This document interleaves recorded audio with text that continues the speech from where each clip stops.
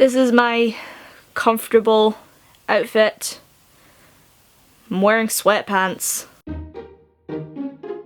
So in my last video I mentioned that I had been to London and I got one comment saying they were interested in hearing about it, so now this is happening. So I was woken up at like 6:30 in the morning by my mum, and then I got up, packed my things, and she dropped me off to the train station on her way to work. I'm in my local village train station, and then I had to take a train to the main train station in Edinburgh to then take a train to London. And it's really weird to me that there are some countries out there that don't have really good train systems. Like when I'm talking to someone in the US and I'm like, oh, I'm on a train, and they're like, whoa, I've only ever been on a train once in my life, and I'm like, what? I take 4 in one day sometimes. Anyway, tangents. So yes, then I was on a train to London, and it was long. It was like 5 hours. I read a lot. I watched some of the X-Files, which was cool.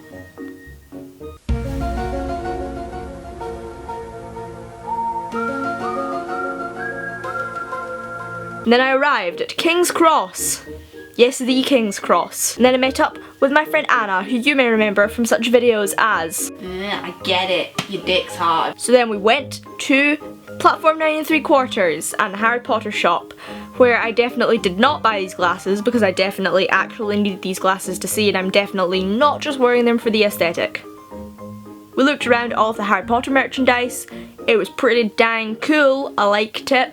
And then we went to McDonald's where we talked about Twilight fanfiction. And then we met up with Alice, who you may remember from such videos as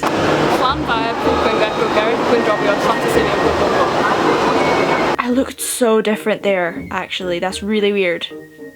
Wait a minute. I'm still not feeling it. I think this hat looks better on me now, though. I think everything looks better on me now, though. I really didn't suit long hair. Anyway, so then we met up and I took the tube for the first time in my life, which was a new experience. I'm a slightly claustrophobic, very anxious, very small person, so the tube wasn't a very fun experience for me. Also, I don't know if you've ever been on it, but it starts and stops suddenly and with a lot of force. So I wasn't really prepared, then just went boom, and I like fell and crashed.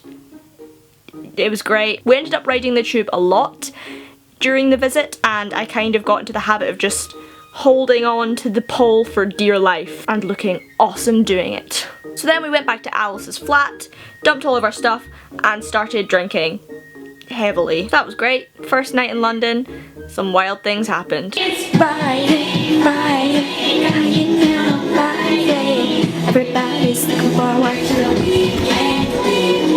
Friday, Friday,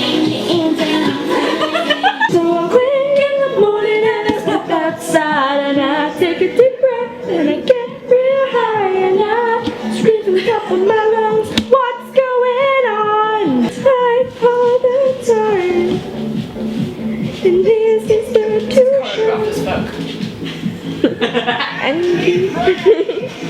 oh my God, do I pray every single day.